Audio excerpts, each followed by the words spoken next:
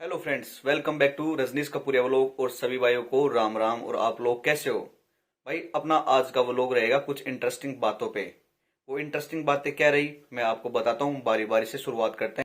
तो हाँ भाई, अपन क्या बातें डिस्कस करेंगे, लेट्स बिगेन।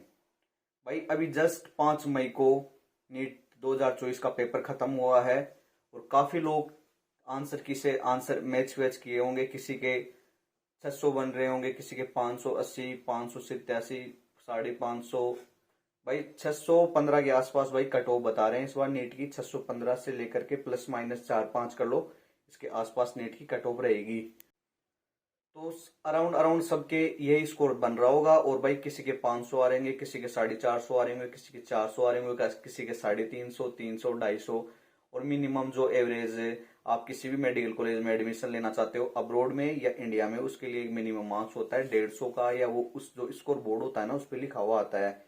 तो हर बार वो 5-10 नंबर आगे पीछे चलता रहता है। तो भाई काफी लोग ये सोच रहे होंगे, जिनका फोर्थ अटेम्प्ट होगा, फिफ्थ अटेम्प्ट होगा, थर्ड अटेम्प्ट होगा या फर्स्ट अटेम्प्ट होगा, वो सोच रहे होंगे कि मुझे अब ड्रॉप नहीं लेना। और 615 कट ऑफ गई है तो पता चले अगली बार 630 जाएगी, 620 जाएगी, कैसे जाएगी? कईयों के मन में हर प्रकार का डाउट रहता है। तो भाई अब वैसे लोगों को के लिए बस मैं एक नॉर्मली बात करूंगा रिगार्डिंग कि क्या हो सकता है क्या नहीं हो सकता। तो भाई आपको मैं बता दूं, मेरे खुद के नीट 2019 में 546 थे, 2020 में 550 थे। ज्यादा इंप्रूवमेंट नहीं हुआ था। मेरी खुद की कुछ गलतियों की वजह से मेरा खुद का स्कोर कुछ अच्छा बना नहीं था। वो खुद ही गलतियां खुद को ही पता होती है।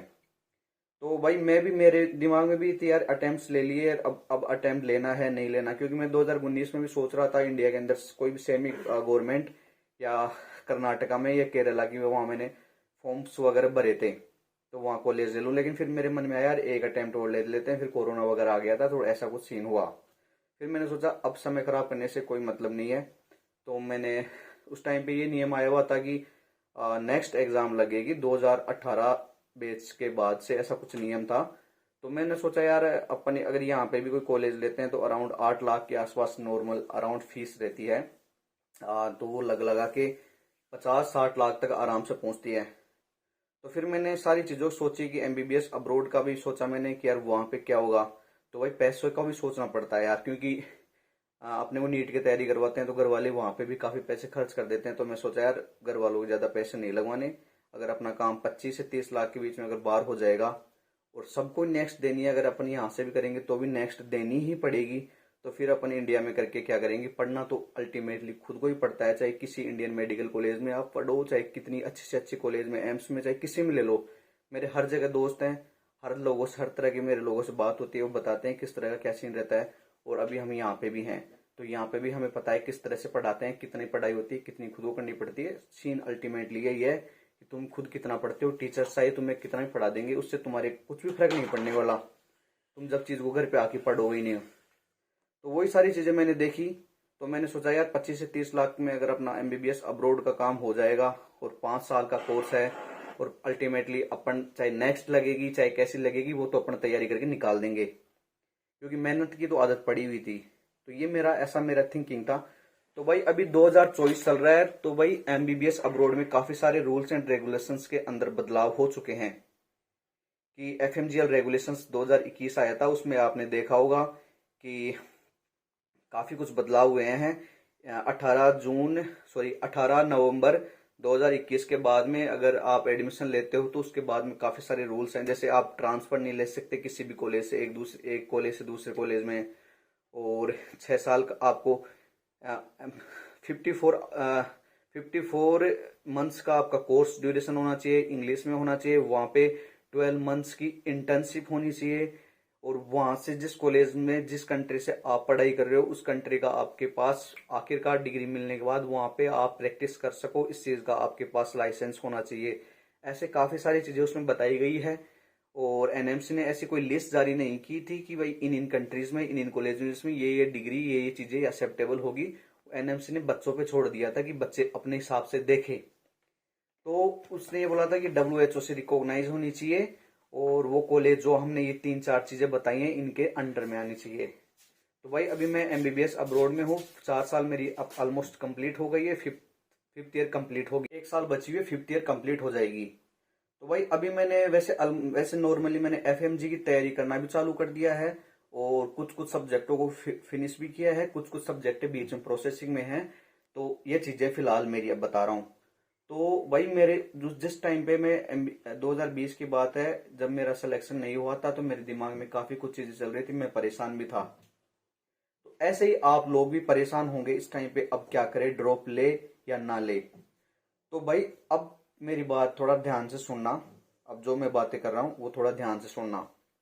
थोड़ा वीडियो भाई बड़ा हो सकता है, लेकिन भाई मैं एक इंफॉर्मेटिव, मेरे जो मन की चीजें मेरे दिमाग में जहां तक है, मैं वैसी बात आपसे कर रहा हूँ।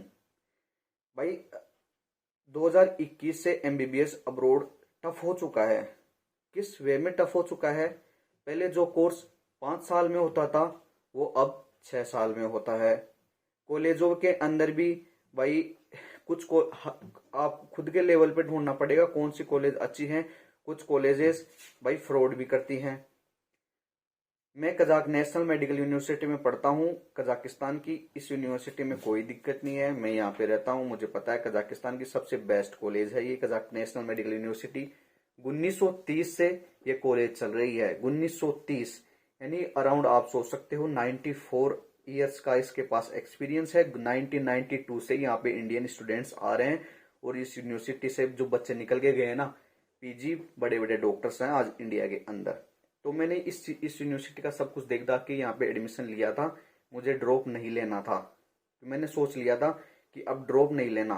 तो भाई मैं आपको इतनी बात बोलूंगा कि नीट का क्या है, इंडिया में कोचिंग्स ने क्या है, एक ऐसा क्रेज बना रखा है बच्चों के बीच के अंदर कि उनको मोटिवेट कर करके उसको पता नहीं क्या बना दिया कि नीट है तो ही आप सक्सेसफुल हो, नीट अगर आपने नहीं की तो आप कुछ नहीं हो। तो मतलब कि एक डॉक्टर्स का पता नहीं एक इस तरह का बना दिया भाई, नीट क्लियर करके ही आप कुछ कर पाओगे या कुछ कर सकते हो। भाई 24 लाख स्टूडेंट्स बैठे हैं, मेरे काफी दोस्तों को मैं जानता हूँ, काफी इंटेलिजेंट थे, लेकिन भाई उनका भी आज भी मुझे पता है वो कोई दूसरी कॉलेजेस में चले गए, किसी बीएमएस वेटरनरी, किसी दूसरे फील्ड में बीएचएमएस। मैं काफी पर्सनली जानता हूँ, काफी इंटेलिजेंट थे भाई। तो कुछ पर्सनल चीजें आ जाती हैं जिनकी वजह से बंदे डिस्ट्रैक्टेड भी हो जाते हैं।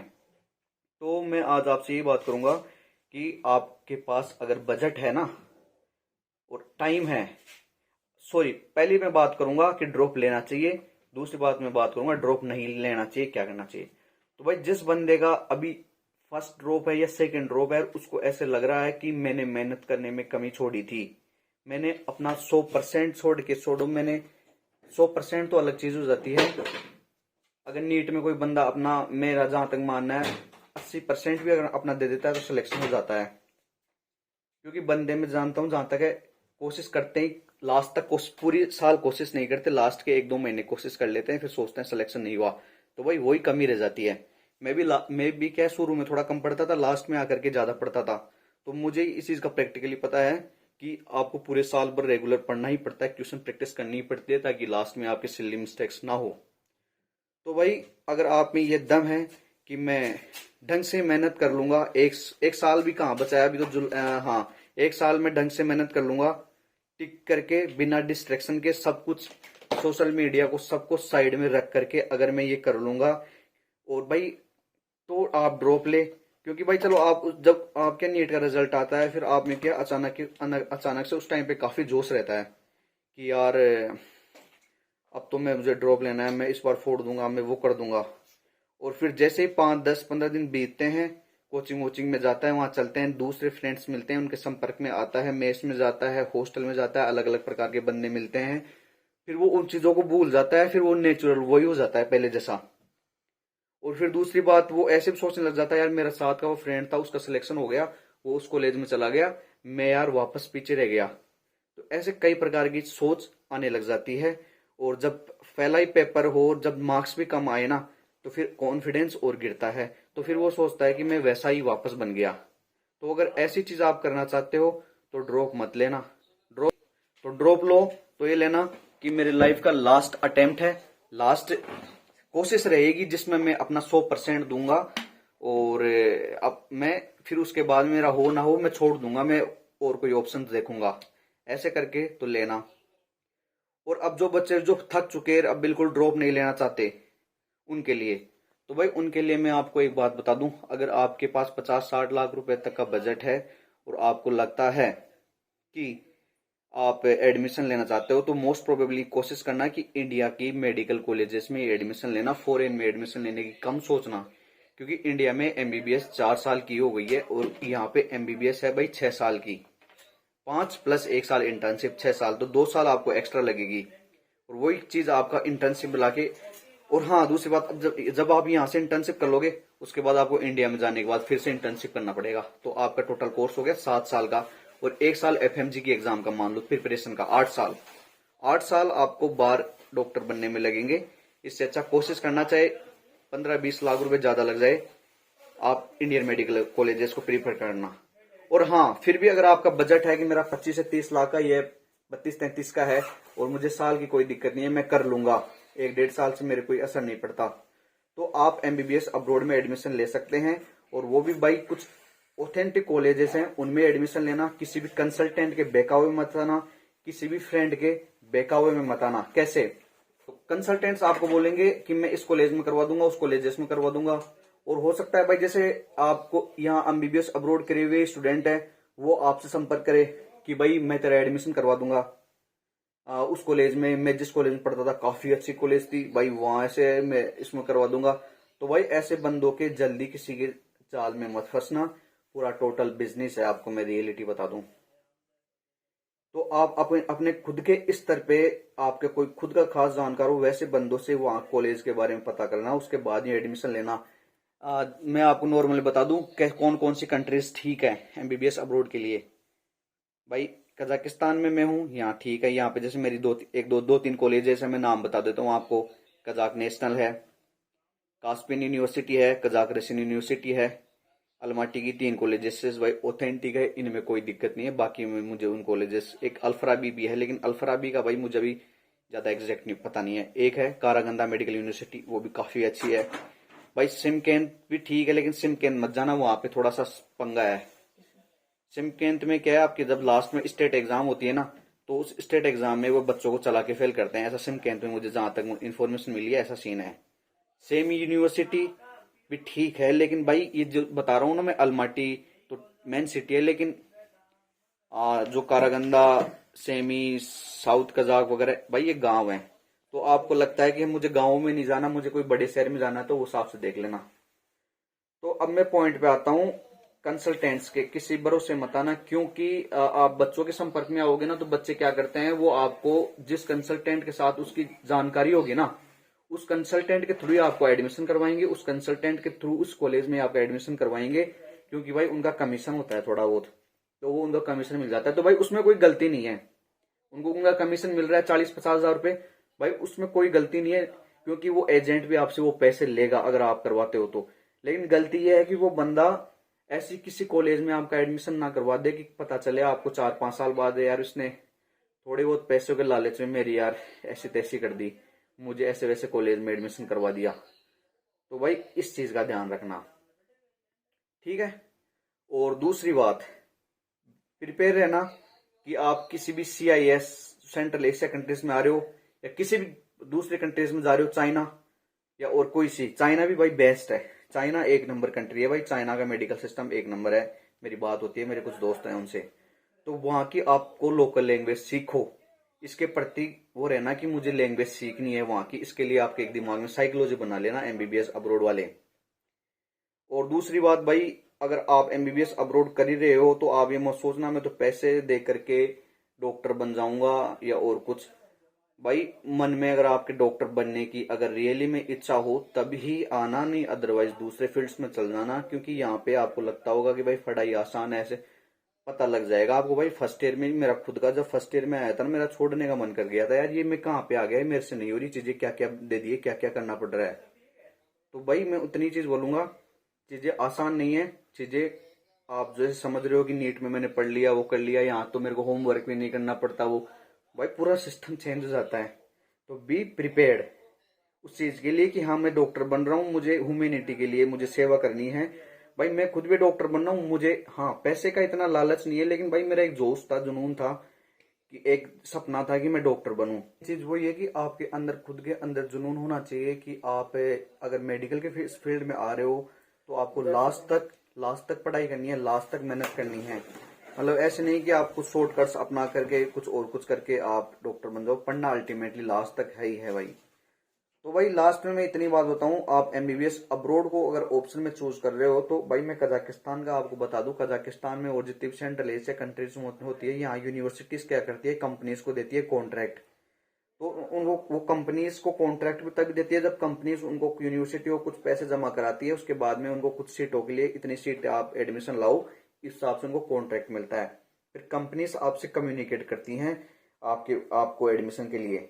तो भाई कंपनी से मैं इतनी बात बोलूंगा आपको, इतनी बात, जब आप कंपनी से संपर्क कर रहे हो तो कंपनी ने आपको सारी चीजें बता दी, फीस स्ट्रक्चर बता दिया, सब कुछ बता दिया, लेकिन भाई कंपनी से ये भी पूछना कि हमें लास्ट में डिग्री कौन सी अवार्डेड होगी जब हम 6 साल यहाँ कर लेंगे, कौन सी क्या नहीं होगी। फिर उन चीजों को आप यूनिवर्सिटी से भी पूछना, और आपके कोई जानकार है वो वहां कोई पढ़ता है या कोई भी अगर आपके पास ऐसी कोई कनेक्शन है तो आप वहां से उस चीज को जरूर ऑथेंटिकेट करना, जल्दी से किसी पे विश्वास मत करना। और एक चीज को हर जगह पूछ पाछ के ही लास्ट में क्लियर करना। और दूसरी बात है, अगर आपको ड्रॉप लेना है तो ड्रॉप भाई पूरी ताकत के साथ, पूरी मेहनत के साथ, ये सोच के भाई मैं लास्ट पूरे 10 महीने कंटिन्यूसली 8 घंटे या 7 घंटे की मैं पढ़ाई करूंगा, तब तो भाई कोई दिक्कत नहीं है, ड्रॉप ले लेना। और एमबीबीएस अब्रोड का भाई मेरा ये फर्स्ट वीडियो था, एक नॉर्मल ऐसे जनरल बनाया है कि अभी नीट की एग्जाम लगी है भाई, काफी भाई लोग परेशान होंगे, क्या किसके दिमाग में क्या चल रहा होगा, फैमिली मेंबर्स क्या बोल रहे होंगे, भाई इस बार भी तू नहीं हुआ, इस बार भी तेरा नहीं हुआ, क्या कर लिया तू, बिल्कुल ऐसा ही है वैसा है। कोई किसी का परिवार से कहाँ से कॉल आ रहा होगा, ऐसे ही अब नहीं पढ़ता, मौज वोज करता होगा, ऐसे नहीं, वो ऐसे ही है तो कई चीजें आपके दिमाग में चलती है, आपके दिमाग में खुद में भी ऐसे आता है, यार मैं लायक नहीं हूँ इस चीज के, मैं कुछ कर नहीं सकता, मैं फेल हूँ, मैं फेल, ऐसे चीजें आपके दिमाग में आती है, काफी नेगेटिव चीजें। तो भाई कुछ नहीं है, सब बकवास चीजें हैं। आप आपको मैं एक रियलिटी बता दूं, जब आप इन चीज से, नीट वाली चीज से बाहर निकल जाओगे, ये क्या है, इन कोचिंगों ने जाल बिछा रखा है। कोचिंग वाले चाहते ही नहीं है कि आप किसी दूसरी कॉलेजेस में जाओ, एडमिशन लो एमबीबीएस के अलावा। तो उनका सीन ये रहता है कि बार बार मेरे पास आए, वापस हमारी सीटें भरे, हमारे वापस पैसे आए, हमारा धंधा अच्छी तरह से चले। तो कोचिंग वालों का तो सीन ये है, क्योंकि भाई वो आपको एक्स्ट्रा चीजें पढ़ाते हैं, नीट में जो चीजें आती है ना उससे बहुत एक्स्ट्रा चीजें पढ़ाती है, जबकि क्यों क्यों पढ़ाते हैं, क्योंकि वो चीजें तो स्कूल वाले पढ़ा देंगे। तो इसलिए वो धंधा है, वो मैं उस पर कभी अलग से बात करूंगा कभी। तो यही चीज है भाई, अभी फर्स्ट वीडियो बनाया है ऐसे नॉर्मल जनरल, बाकी मैं अलग अलग यूनिवर्सिटीज पे, जैसे मेरी कजाक नेशनल यूनिवर्सिटी है, अलग अलग यूनिवर्सिटीज का क्या फीस स्ट्रक्चर है, उसके क्या नियम है, क्या सही है, क्या एडवांटेज डिसएडवांटेज कर करके एक अच्छी तरह से बाद में मैं वीडियो बनाऊंगा 2-4। तो आज का वीडियो इतना ही था भाई, मिलेंगे आपसे नए वीडियो में। एक जस्ट बस बैठा था तो सोचा भाई भाइयों के लिए एक वीडियो बना दूं, कि अगर मेरे इस वीडियो से अगर कुछ हेल्प हो जाए तो। भाई अगर फिर भी आपको किसी प्रकार का कोई डाउट है तो आप कमेंट सेक्शन में डालना, मैं आपका बिल्कुल डाउट दूर करूंगा। और कोई इन्फॉर्मेशन मुझे नहीं भी पता होगी कोई ऐसी, और अगर आपने ज्यादा डेप्थ में कोई ऐसा सवाल पूछा है तो मैं उस चीज के बारे में पूछ करके किसी मेरे दोस्त से और पूछ करके आपको उसका जवाब दूंगा। तो कोई भी बात हो आपके मन में तो कमेंट सेक्शन में जरूर डाले भाई।